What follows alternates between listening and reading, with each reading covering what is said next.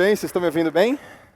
Tudo bem? Olha a pergunta que eu trouxe para vocês. Como os campeões tomam decisões nos momentos mais cruciais? Essa é uma pergunta muito importante que eu levei a vida inteira para responder. Como fui apresentado, fui atleta, fui nadador, e vocês podem olhar que todo nadador, qualquer pessoa tem um sonho. Aqui se fala muito de sonho, e o meu sonho era ser este homem, Gustavo Borges, o maior medalhista olímpico da natação brasileira. Eu queria ser o Gustavo Borges. E como vocês podem ver no próximo slide, eu era igual ao Gustavo Borges. Tudo a ver, o tamanho, o biotipo, isso aqui é meu pai, e foi ele que vendeu essa ideia. Joel, seja como o Gustavo Borges. E aqui sou eu na minha primeira competição, e eu convido os senhores a me encontrar nessa foto. Onde eu estou? Quem é o Joel? Já conseguiram me encontrar? Na minha primeira competição, querendo ser o Gustavo Borges? Senhoras e senhores, eu sou este indivíduo aqui. Então o esporte me mostrou uma realidade muito dura, que ninguém nasce sabendo. Muito dura. E ficou uma pergunta na minha mente que perdura até hoje. Como que os vencedores tomam decisões? Como?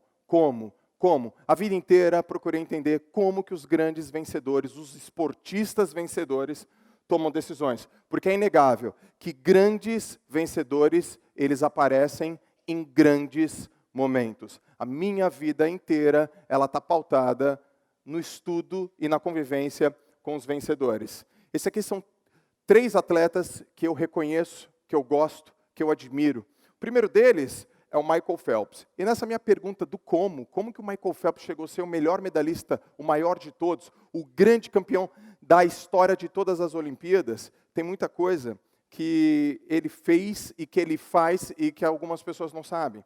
A primeira é que ele ficou durante 5 anos treinando todos os dias. Enquanto seus adversários não treinavam no domingo, ele treinava no domingo. E ele dizia o seguinte: ao final do ano eu terei 52 treinos a mais do que qualquer adversário meu. O que apareceu aqui foi ambiente. Eu entendi que os grandes vencedores, eles são forjados em ambientes excepcionais. Grandes vencedores estão em ambientes excepcionais. Grandes vencedores, eles são cuidados dentro de uma atmosfera que propicia isso para eles. Existem vários estudos, prática deliberada, a lei das 10.000 horas ou dos 10 anos. E o Michael Phelps, ele foi visto desta forma. Ele é considerado um grande hard worker. Tem um outro cara que eu gosto muito, que é o Bolt.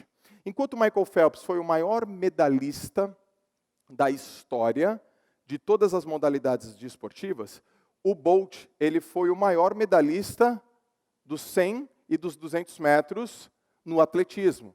E que característica que ele tem? Como que ele toma a decisão? Eu não sei se você já praticou o esporte ou se pratica o esporte, mas o Bolt, ele tem uma característica incrível. Ele, quando ele vai correr, milhões de pessoas estão assistindo ele, o mundo parou, a TV está focada, celulares ligados, e ele pede para as pessoas ficarem em silêncio. O Bolt, ele não liga para os adversários. O grande vencedor, ele não quer ser bonzinho. O grande vencedor, ele não quer ser amado.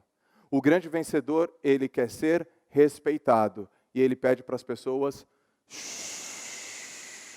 ficar em silêncio. Segunda grande característica dos vencedores, personalidade. Eles acreditam neles. E tem uma outra pessoa que eu admiro demais. Hoje eu tenho a oportunidade de trabalhar lado a lado, que é o Neymar. O Neymar eu conheço há quase 10 anos. E eu tenho a oportunidade de vivenciar a vida junto com ele e seus propósitos. Mas no final da Copa do Mundo, onde ele fez o gol, e a seleção brasileira foi campeã nas Olimpíadas de 2016, aconteceu algo inédito. Ele foi um dos integrantes da primeira medalha de ouro do futebol brasileiro em Jogos Olímpicos. Algumas pessoas não sabem tudo que ele passou antes. Ele tem muita facilidade para chutar com as 2 pernas. Ele tem muita facilidade para jogar, para tocar, para fazer gol de cabeça. O Neymar, ele tem isso aqui, ó. Recursos. Por que os grandes vencedores conseguem tomar decisões corretas na hora H? Porque o ambiente molda, a personalidade é forte e eles têm muitos recursos. Hoje o Neymar ele consegue chutar com as duas pernas com muita facilidade, como se a perna esquerda dele fosse como a perna direita dele. E por quê? Porque ele treinou isso desde pequeno, junto com o pai dele, junto com o treinador dele. Em momentos cruciais, ele coloca os recursos dele no jogo. Ambiente, personalidade, recursos. Muito bem. Lembra que eu queria ser o Gustavo Borges? E eu treinei. Eu fui diversas vezes campeão, até um dia que a gente se encontrou. E esse foi o dia. Era tudo que eu queria. Era tudo que eu desejei. Meu pai estava lá, minha mãe estava lá. E quando eu fui competir com o Gustavo Borges, eu perdi. Feio. Porque eu pedi permissão para ganhar dele. Eu não usei recurso, eu não tive a personalidade, embora ter sido colocado numa situação de bastante treino intenso. Num cenário bastante extraordinário. Eu não tive todos os elementos. E eu não consegui vencer o Gustavo Borges. Ou seja, eu não consegui ser o Gustavo Borges, que eu tanto quis ser. Isso foi fotografado em Santos em 2001. Esse foi o dia. Vocês estão me vendo ali, do lado dele. Essa pergunta até então, ela começou a permear minha cabeça. Que o Einstein ele diz o seguinte, olha, eu não sou tão inteligente assim, é que eu fico muito mais tempo na pergunta. Eu fico muito mais tempo na pergunta e eu fiquei, o que eu preciso ter para ser um grande vencedor? Como Gustavo Borges? Como que eu tenho que pensar e como que eu tenho que agir para ser um grande vencedor como Gustavo Borges? E eu fiquei muito tempo nesta pergunta, uma vida inteira nessa pergunta. Eu cheguei nesta conclusão. Já que eu não nasci com as pernas de campeão, que eu tenho a cabeça de campeão. Muitos anos me envolvendo em estudos de psicologia, de neuromarketing, de programação neurolinguística, de coaching. Eu fui entendendo para construir a minha cabeça como a cabeça de um campeão. Já que eu não tinha nascido com meus 2,4 metros, como tem o Gustavo Borges. Mas algo aconteceu. E eu entendi, diante de novas perguntas, o jogo verdadeiro dos campeões. Essa aqui é minha sobrinha. Ela é a filha da minha irmã.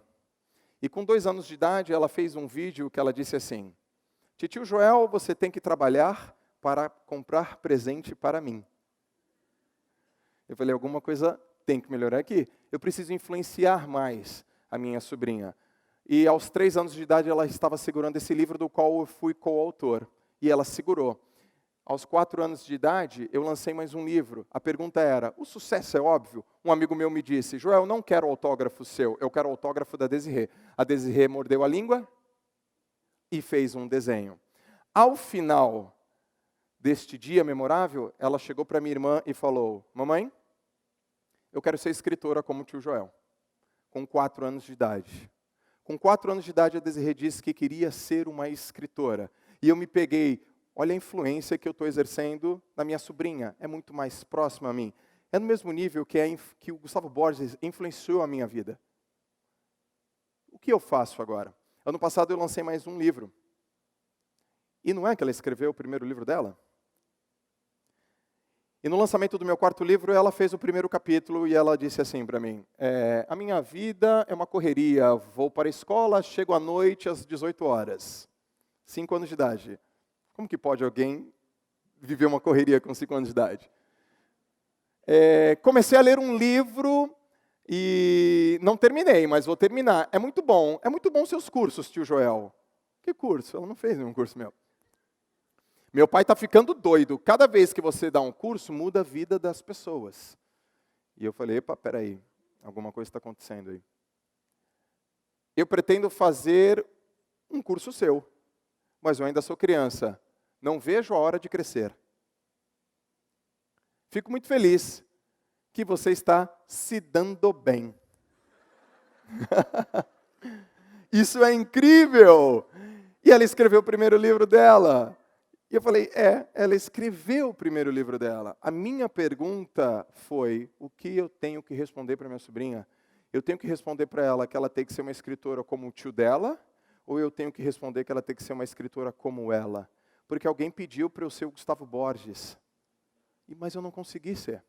Porque o meu nome é Joel e o dele é Gustavo. Eu tenho 1,88 m, ele tem 2,4 metros.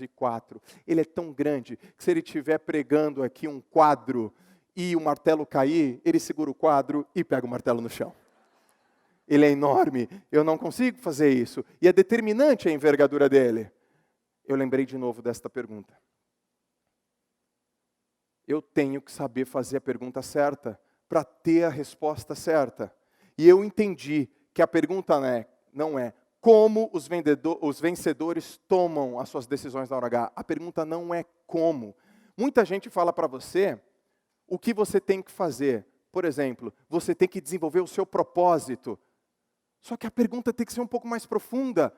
Como que eu chego no meu propósito? Me dá ferramenta, me empodera. Mas eu fui mais a fundo. Não é como eles tomam decisão. É por que eles tomam aquela decisão. E quando eu fiz essa pergunta, que levou anos para fazer nessa atmosfera, nesse envolvimento, eu cheguei neste jogo aqui. Os grandes vencedores, eles não querem ser vencedores, eles querem ter progresso. Eles querem melhorar cada dia eles querem ser melhores do que os outros. A cada dia ele quer melhorar um pouquinho, mais um pouquinho, é o jogo do progresso. E tem uma outra grande questão que pouca pessoa te diz, e eu vou te dizer. Se você perguntar para mim, Joel, por que que os vencedores tomam as decisões como eles tomam? Eu tenho a humildade de falar para você, não sei. Muita gente sobe aqui e fala o que você tem que fazer. Eu vou subir aqui e vou falar que eu não sei, mas eu tenho uma hipótese. E se você quiser testar essa hipótese, eu vou te dar a minha fala, o meu achado, a minha opinião, que é o que eu acredito. Muitas pessoas vivem a vida inteira querendo ser quem elas não são. Eu vivi a minha vida inteira querendo ser o Gustavo Borges, mas eu não sou o Gustavo Borges. Eu não tenho o tamanho dele. Eu não tenho a estrutura física dele. Sabe por que esses grandes vencedores são vencedores? É simples a decisão deles. Porque tanto o Michael Phelps, quanto o Bolt e quanto o Neymar fazem a única coisa que eles sabem fazer melhor. Eles não perdem o tempo fazendo outra coisa. E eu tenho certeza que cada um que está me ouvindo aqui faz algo melhor do que todos os outros algos que você faz. Tem algo dentro de você, tem algo no seu comportamento que você faz e que é melhor do que tudo. Só que eu não tenho certeza se você trabalha com isso ou se você vive com isso. Por que que esses caras tomam as decisões?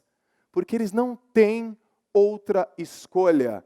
Eles fazem a natação, ou o atletismo, ou o futebol, porque é a única coisa que eles fazem bem. E por que que a gente fica perdendo tempo fazendo aquilo que a gente não faz bem? Isso é meio estranho, chega a ser até estúpido. A gente fica fazendo coisas que a gente não sabe fazer, por motivos que a gente não sabe entender, e que na maioria dos casos são motivos externos, e não motivo interno. Até o dia do lançamento do meu livro, e a minha sobrinha me disse, titio, eu quero ser escritora, como você. E a resposta foi, você vai ser escritora, mas não como titio, como você. Você vai aprender a se conhecer, a se apaixonar e fazer aquilo que você mais ama. Mas pode ser, Joel, que eu não ame. É verdade. Mas quando você faz aquilo que você ama todos os dias e que te dá prazer, eu garanto, com a minha experiência, que você está muito mais perto de encontrar o seu propósito e ser um grande vencedor. Porque vencer é relativo. O que é vencer para você pode não ser vencer para mim. A grande pergunta não é como eles decidem, é por que eles decidem. Afinal de contas, eles não têm escolhas. Quando você descobrir exatamente o que você tem que fazer, você não vai ter mais escolhas. E você não vai duvidar. Porque não existe nada mais importante e nada mais poderoso do que viver os teus ideais. Muito obrigado.